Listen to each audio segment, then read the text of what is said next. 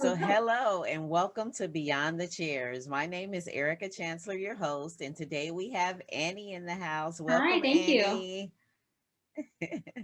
So glad to have you I'm so today. happy to be here. To be completely honest, this is my first official interview, so I'm a little nervous, but I'm very excited. Oh, I'm so happy to be your first interview. That's great. So, introduce yourself, tell them a little bit Mhm. about My you. name is Annie Hardt, and a couple of months ago, I opened a little online shop called the Cagedwig. I got the name because a lot of the wigs that I style and create are based around a wig cage, which is like a wire structure that we can style the hair around. So it gives you these big, tall, gigantic hairstyles.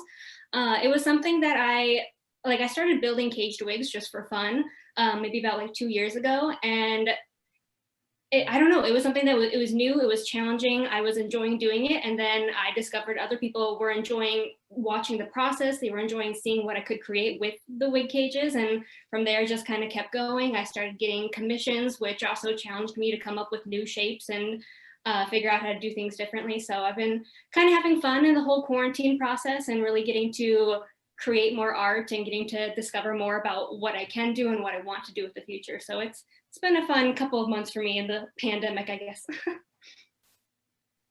Wow, that's cool. That's cool. Yes, your cage wigs. I was just looking online at your wigs and they're so awesome and creative. I know that doing hair, we have a lot of Mhm. creativity, and so I definitely see that coming out in your Thank you. wigs. So creative. Yeah, it's fun because you get to create more than you could possibly do with just normal hair, especially getting to use wigs too. Like you can have floor length hair, you can add all this additional wig or all this additional hair as well. And so you get to create so many unique shapes that you wouldn't normally get to create when doing a more traditional hairstyle. Yes, definitely. And me, I like volume, Mm-hmm. right? So, oh my gosh, you can get such volume with a caged Oh yeah, wig, even right? like Can start hiding some stuff in no, there. exactly. And it's funny because like you'll see a picture of the wig like just on like a mannequin or something, be like, okay, that looks pretty tall. But then I go and actually put it on my head. I'm like, no, you guys, this thing is like over a foot tall. Like it's hard to really judge how big it is until you actually see it on somebody's head. Like they're massive. Yes, Mhm. they are. They are massive and they're pretty cool, like I Thank said. you. So the coronavirus, oh my gosh, this coronavirus has really been affecting our industry. It's just been Yes. a big effect on our world right Hmm. now. How has that changed the way that you're producing your wigs or just how you're moving now? Well, the biggest thing that the pandemic did for me was that so I work in theater, and before the pandemic happened, I was working for Cirque du Soleil in Las Vegas, and Oh, all at the same time, all theater around the country was just shut down. So March 14th, I was out of a job with no end in sight. So wow. yeah, so and still at this point, it's almost a year later, and we still have no clue if or when live theater on the Vegas Strip is coming back. So, we're being hopeful and everything. But the biggest thing that it did for me as far as like my wigs and my personal work was it actually gave me time to work on it. Like before I would just kind of play around with some things at home just to kind of keep the creativity going. And then once Right. the shutdown happened, I was not good at sitting around and watching TV. So I was like, you know what? I have been asking for more free time for years now because I wanted to work on my art. So I'm going to try to use this time. And so I challenged myself to keep coming up with different shapes that I could create and work on my technique and get better at the technique. And then that just me working and just me playing kind of got some people interested in my work. And so I was like, hey, people are actually wanting to learn how to do what I do, and people are wanting Yes. to see more from me. So I decided to open up my online shop again, the Caged Wig. And Hmm. then I started doing online classes and I started taking commissions, and it just kind of kept rolling from there, especially the classes. The classes have been my favorite thing in the pandemic. It's the silver lining for me. I've always loved teaching. I feel like I have a teaching bug. My mom was a teacher. My grandma was a teacher. I've always really loved to teach, and I haven't been able to do it in years. And so I was really grateful that I now had the opportunity to teach, and I had students who wanted to learn, and a lot more students than I thought. Like, I thought I would just do 1 or 2 classes and that would be the end.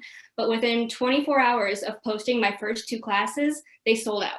So I was like, oh, Wow. okay, that's amazing. That's exciting, a little overwhelming, but okay. And so after Yes. that, it was just keep adding on more classes and adding some different shapes and stuff. So my main class that I do is the Marie Antoinette cage style.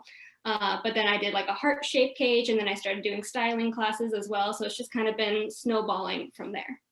Wow, wow. Like you said, the whole creativity of the whole wig thing is just so awesome to me. And being able to take that knowledge and offer it to other people, that's just awesome. Because I know you're like, what am I going to do? But you didn't know that you had this intellectual property that people were fiending to have, you I had know? no clue. Yeah, like I said, I was just doing it for fun. I had no clue that that many people actually wanted to learn how to do it. Yeah, yeah. And it kind of happened to me with Beyond the Combs Academy with braiding, that I Oh, didn't realize how many people wanted to know how to braid and, just even just to do their own hair. yeah. Hmm. That I was finding people just, hitting me up to, can you teach me how to braid? Well, how do I start? Or what is Right, it? yeah. It's like, yeah, so I definitely can relate to that. And then being on the other side of, like you said, teaching, Hmm. and once you get all this knowledge, you're always wanting to share it with somebody and Yeah. help somebody, so I definitely can relate to that. Yeah. And what my favorite thing that I've experienced with the teaching is, like I said, I just started with like the basic Marie Antoinette shape. And I've had so many students message me afterwards, and they took the basic knowledge that I gave them and started creating their own crazy shapes. And that makes me Yes. so happy. Like, I'm like, I just love that. Again, just the basics. Now people are able to kind of expand off of that and be able to use their creativity, because at the end of the day, my mind can only come up with so many different things. Exactly, But other people yes. have different experiences and different likes and dislikes, and their minds can come up with so many other things. So I love seeing that something I'm passionate about, other people are passionate about, and they're expanding even more so than I am. And I love it. It makes me so Ye- happy. it does. It always makes you happy to inspire people to Hmm. do, to go beyond and do, the best that they can and use their creativity. It Hmm. is an awesome feeling and awesome It experience. is. Definitely. So what are some things that you would like to see changed in the cosmetology or barbering field? Well, I will be completely honest with you about something, and that is Okay. that currently I am in cosmetology school. Um, Okay. I went to That's good. college. I know, right? I'm excited. Like, it's kind of one of those. I'm like, I don't really like. I haven't told too many people because I don't know. For me, it almost feels. I don't know. I hate saying that it feels embarrassing because it feels like I'm taking such a far step back, but it's not. What I'm really trying to do is I'm trying to Mm, further my career, because yes. I went to college, so I have a bachelor's degree in costume design and technology, and that was where I discovered wigs and theatrical wigs and hair and makeup. And then, right, literally the day after I graduated college, I started working professionally in theater, which I was super grateful for. And I had really good like momentum, and I was kind of on a roll with theater, and I knew I needed my license. So, like, all my experiences, I was like, I need to get my license, but I would have had to stop working for a year to do so. And I was like, I can't, I mean, financially, I can't do that. I was really worried about kind of stopping the flow that I was in. So I was like, I can't just take a Yes. year off and go to school. So once it was like July hit, and I was like, okay, we clearly are not going to be done with this pandemic anytime soon. I've really been wanting to get my license, and I needed to get my license. And so in August, I started going to cosmetology school. So I was really happy that you asked that, because I feel like I have a unique perspective where most people, they went to cosmetology school a while ago. Me, Yes. I'm currently in it. So there's lots of things that I want to change about the cosmetology program. Yes, that's what I want to hear. It's almost like you said, you're in this Hmm. and you understand it, but when other people come in from the outside, they bring such more momentum, they bring more ideas, they look at it from a different perspective, wherein, this is all I know, Hmm. but you're looking at it from the theatrical part and now coming into the cosmetology world. Yes. What do you see, and what do you see that needs to be changed? Well, I can definitely say, as far as theatrical hair and like salon style hair, cosmetology style hair, two very different worlds. Just Oh, yes. completely different. Like for Yes. instance, I work primarily with wigs. So I could tell you, like you can hand me some lace and some hair and I can build you a foundation. I can fully ventilate a wig for you. I can do all the styling. I know how to do all of that. But what I didn't know, like I knew how to do the basics of cutting and basics of coloring, and I knew some of that, but the extent of hair cutting and coloring and all of those details that I didn't realize, I didn't know, I very quickly found out. So for me, I love that because I'm able to apply what I'm learning with what I have done in the Already past and knew. what I want to do in the future. And even Right, the work that right. I do now, like especially like with hair cutting, learning different techniques, I'm able to use those in the commissions that I'm working on right now and be able to continue to learn and expand. But Yes. as far as things that I would like to see changed. And I know one of the biggest ones, just all around it, especially got brought to my attention this summer, is that we don't learn a lot about Black hairstyles. And I've Yes. kind of made that known in school that I would like to learn more. And so because I've made it known, I've been able to like reach out to the teachers and they've been able to show me things like braiding. Braiding is something like Yes. I know how to French braid, I know how to Dutch braid, all that, but like box braids and things like that, no, I've got no clue how to do any of that. And so Of I've made it course. known that I want to learn how to do more of that. And the other thing too, I don't know about all schools, but we learned very little about men's haircuts. Because and they tell you, they're like, oh, if Okay. you want to learn more about men's haircuts, you need to do a barbering program. I'm like, but I'm here. I'm in cosmetology school. I'm here to learn how to cut hair.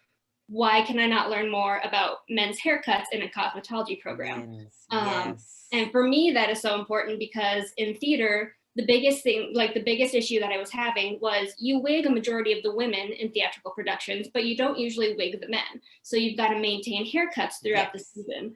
And so I was having to hire Yes. in a cosmetologist to come in and cut hair, or I had to send them to a salon to get their hair done because I physically couldn't do it. So for me, Mm. I've been frustrated with the cosmetology process that I'm not learning as much about men's haircuts because that's if I had to choose like the number one reason I'm in cosmetology school, I would say it's for men's haircuts. And so finding like getting there and Wow. realizing that I'm not learning as much as I would want to has been frustrating. I will say that it's nice that I mean, my school, I don't know if it's with all schools, but I'm able to kind of express, hey, I want to learn Mhm. more about this, this, and this. And I can usually kind of pull a teacher aside and they'll Mhm. help me. So I've been grateful for that. But I feel like it's something that you shouldn't Yes. have to. I shouldn't have to pull it out of or out of the teachers and out of the school to be able to learn basic cosmetology license Mhm. or basic cosmetology information that I want to learn. So Right. there's definitely that. Right. And like you Um, said, Go for it. like you were saying, it seems like it's so gender focused when Hmm. it comes to cosmetology. Yep, it is. It's very And I don't gender think it should focused, be and gender focused. Yeah. yeah, and they You teach you. I should be mean, I'm able looking at your to. mannequins, and it's basically like long straight hair, and that's what you learn to cut hair on. And I'm like, most of my clientels, they have like, I'm very grateful. I'm in Vegas, and so a lot of like the clientele that we have coming into the school is Black. Probably I would say about 50% of our clientele are Black. So I've actually gotten experience styling Black hair. If I had gone before, Okay. a couple of years ago, I was looking at going into cosmetology school. I was in Utah working. If I had gone to cosmetology school in Utah, I would have learned nothing. I You would have guarantee you, I never would have touched the learned black hair. nothing. I would have never touched black hair. It was actually funny when I was choosing to go to cosmetology school. I talked with a couple of my friends who had gone through the program, and one of them was in Utah. And she's like, I mean, we talked about the chapter on braiding, and we talked about how to cut curly hair, but I never once had a black client come into the school in Utah. And then I talked with a friend who went to school in Florida, and she's like, a majority of my clientele were black, so I learned quite a bit about black hairstyling and cutting and so it really, I think it also kind of depends on where you are. But I also think that means that Yes. you, even if you know you're not going to have that clientele, you need to still learn that information because you never know. Like you might not live in small Yes. town Utah for the rest of your life. You might move to Vegas or LA or somewhere where you're going to have a more diverse clientele. So you need to learn that information. Yes.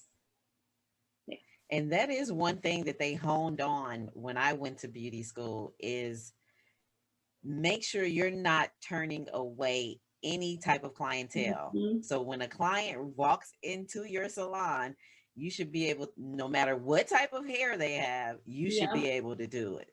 You I shouldn't have to turn completely away any money. This is agree. your business. So, like you said, just having a variety of things that they're teaching, and Mhm. maybe the gender, maybe having it genderfied, where it's not just one gender that we're learning to cut hair on or color Mhm. hair on, Mhm. and even now they have men wigs. No, yeah, they're exactly. they're And those are using men extremely lace popular. And like wigs the a lot toupees that now. you glue on the top, those are becoming huge right now. Yes. Those are so popular. So like you should be Yes. learning more Yes. about that. I mean, there's a chapter in the cosmetology book on wigs, but oh my goodness, like it's kind of an entertaining chapter for me. Yeah, like you get like that much information. It's it's very funny to And me. you're I'm like, like, really oh learning no, it is more. a lot more. No, exactly. So Yes, I a think we should lot be doing more. more, especially because wigs in general are becoming very mainstream right now. Um, just They like are. just in general, especially like drag queens. Oh my goodness, there are hundreds of thousands of drag queens out there right now who are all wanting to have their wigs fixed up. And you could bring, if you bring a synthetic wig into a cosmetology school right now, nobody knows what to do with it. So Exactly. yeah, so I Yes, think there's a lot of that is so information true. that needs to be talked about. And to be fair, I think it's a lot of things that are just now kind of getting brought to their attention. So I think schools are trying to get better about it, but I still think that there's a long ways to go Yeah. as far as, and also even just in general, men's hair, like men's haircuts, they're just short haircuts. Like Mhm. a woman could come in and Yes. ask for that haircut as well, and should be Yes. able to do it. Like I have a regular female client that I get, and she's like, I walked into a barbershop once and they turned me away because they said that they only cut men's hair. And she's like, but it's a traditional like men's pixie cut type of hair, and they wouldn't do it because she's Right. a female. And I've had clients that like I will straighten her hair every week. And she's like, I went to a salon and I wanted to get highlights and they refused to do my hair because I was black and they didn't know how to work on my hair type. And that makes me so angry. Hair is hair. And if you It are going to call is. yourself a hairstylist, if you're going to have a cosmetology license and do hair, you need to know how to do all kinds of hair. I will admit I that you agree. get specialties, like you get things that you specialize in. Niches. Yeah, Yes, yeah, but you should be able to know how to do everything. If you leave cosmetology school definitely. and you don't know how to work on all kinds of hair and cut all kinds of hair, then you did not get your money's worth. I don't And think it's so. expensive, so I you need to get your agree. money's worth. Exactly. That's for Mhm. sure. And the cost has even increased since I've been to beauty school. I can't Oh imagine my what you're goodness, paying right now. I too can't much. It's imagine. too much. So, do you believe that the motion picture and television industry has shown diversity when it comes to hair and hairstyling? So I will say again that most of my experience is theater. So as far as like my experience with film and television, I've never once like set foot on a film set. I can tell you right now, just based off of reading, that no, there's a lack of diversity all around. There's a lack of diversity on screen and behind the scenes. And I think Mhm. that that needs to get worked on. But I can also say the same thing with theater. There's a Right. huge lack of diversity on stage for theater. I think it's being addressed. I think it's getting better, but I still think again it has a ways to go. And same Yeah. as well for backstage. Um, I don't know. It's so hard. I guess when we're talking about lack of diversity in hairstyles, because there's a Hmm. lack of diversity of the actors, there's clearly a lack of diversity in the hairstyles. Again, I think Right. right now, natural hair is, I mean, not even just right now, it's been trending. Like it's getting more and more popular to wear natural hair Yes. or to wear protective Yes. styles.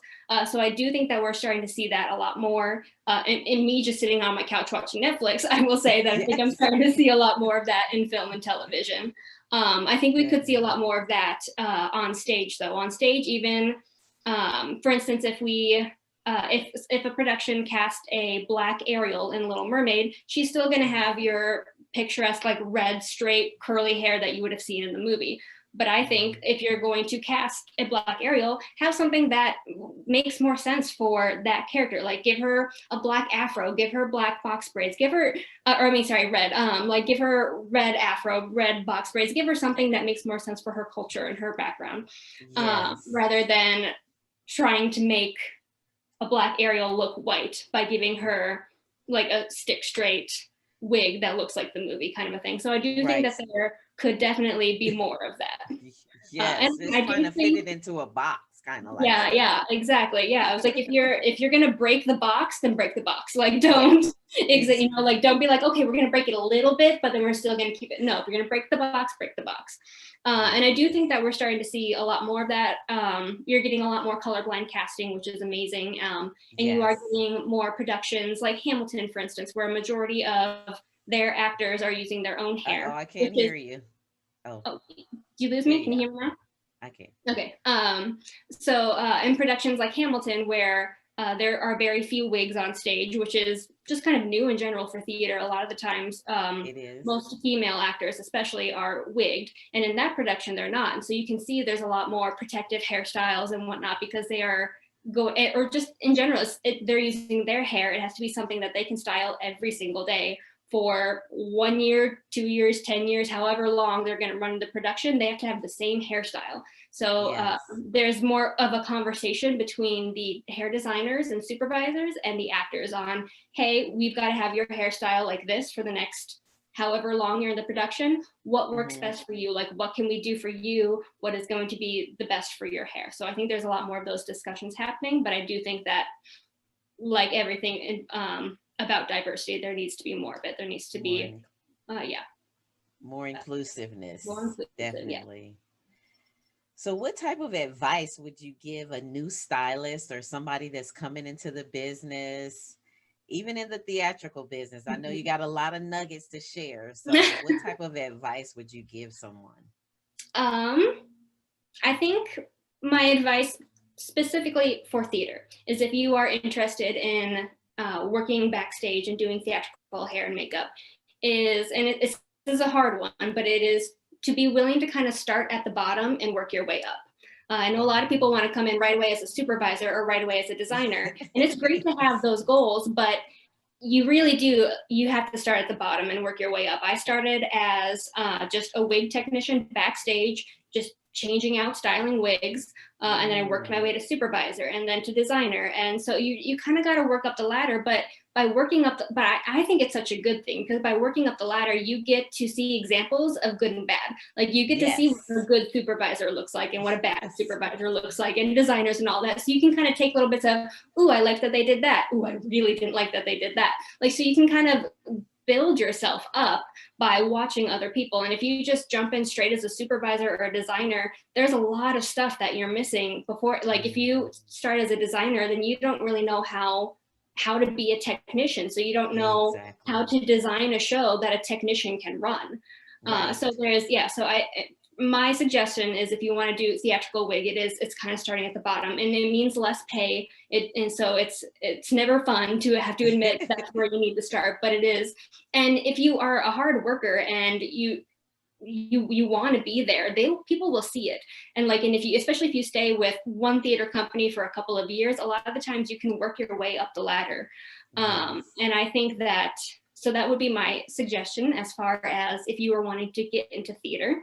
And also there are internships and apprenticeships where you can go in there and admit, hey, I know next to nothing about wigs or theatrical or like how to run a show backstage. And they'll say, great, let's show you.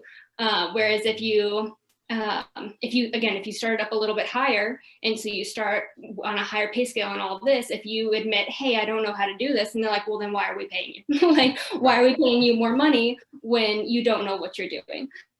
So it's good to admit that you don't know how to do something, kind of start at the bottom, be willing to learn and to work, and you will work your way up the ladder. I don't know, sometimes it's a fast transition up the ladder and sometimes it's a little bit slower. That's true. And a lot of it, I will also say a lot of it just kind of comes down to timing.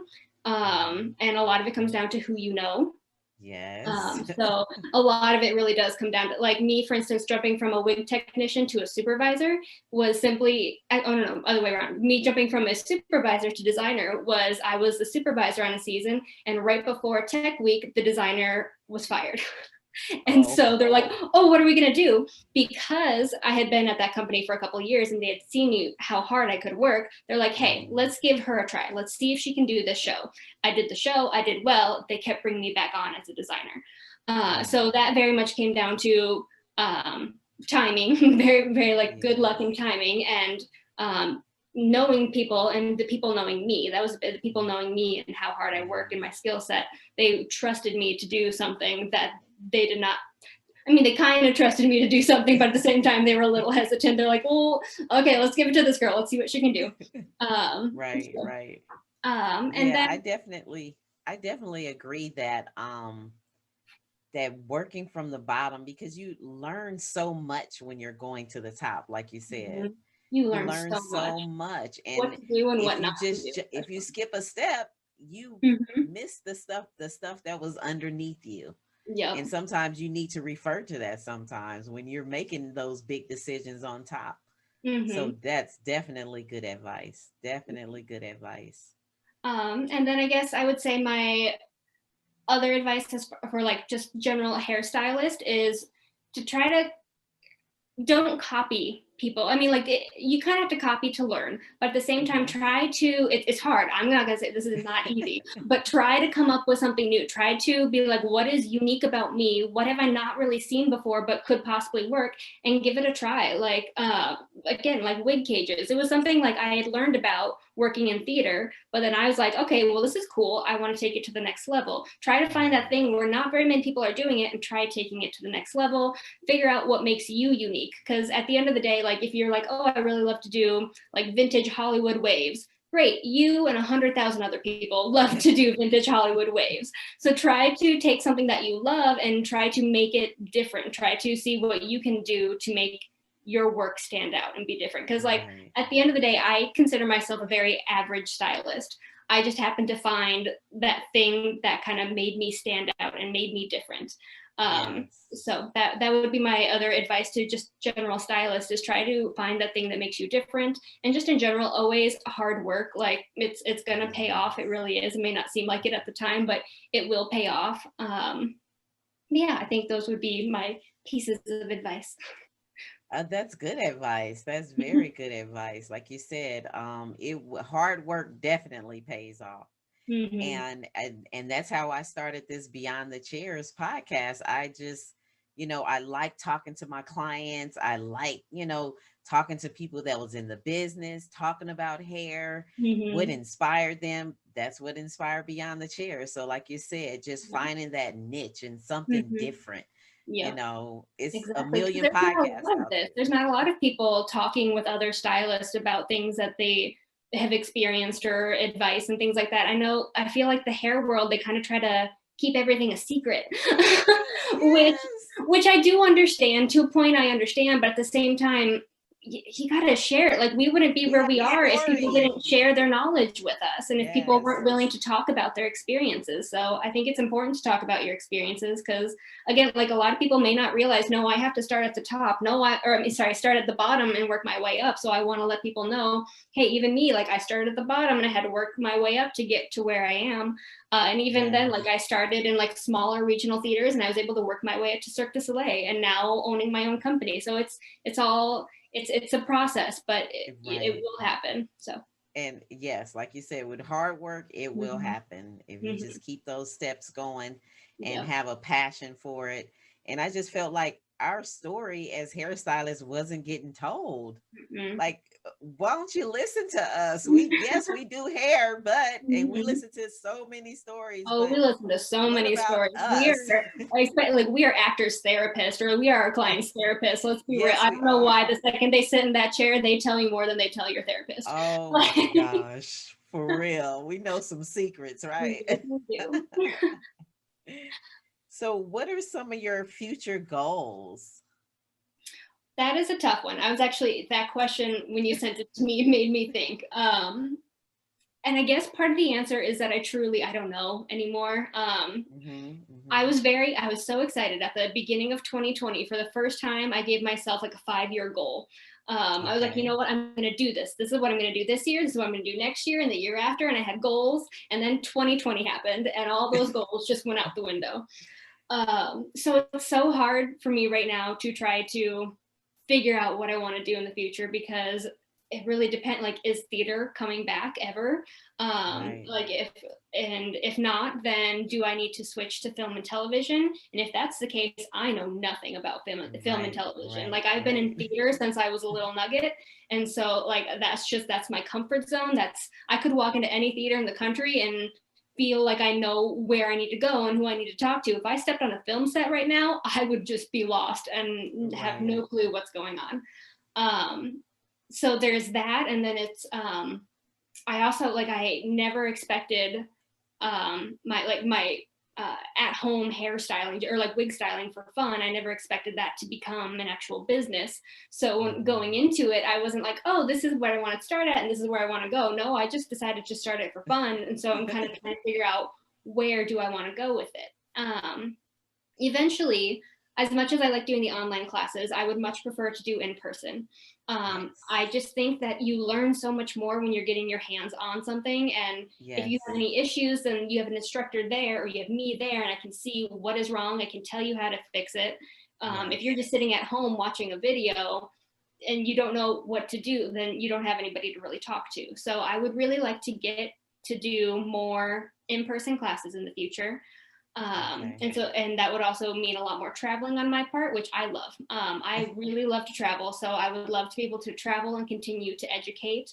But at the same time, I acknowledge that that most likely won't pay the bills. So then I'm like, okay, so then what do I do on top of that? Do I go back to working for Cirque du Soleil? Do I go back to theater? Do I keep doing Right. commissions? So to be honest, I'm not sure. I do know that I'm sorry. I wish I had a better answer for that one, but things are just so crazy. It's so hard to try to plan the future right now. But I do know that I want to continue to teach and I want to do more hands-on teaching.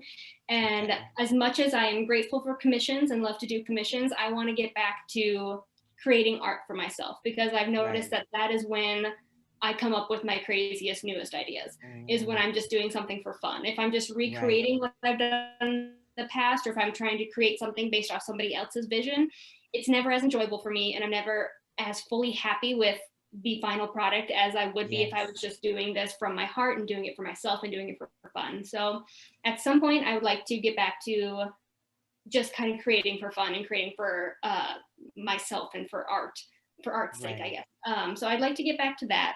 What all of that combined means for my future, I'm not entirely sure yet. But I'm excited to kind of see where it goes. At this point, I'm just kind of saying, hey, universe, throw it at me. Let's see what's going to happen. And I'm just going to kind of try to keep rolling with the punches and Right. see what happens next in this crazy world.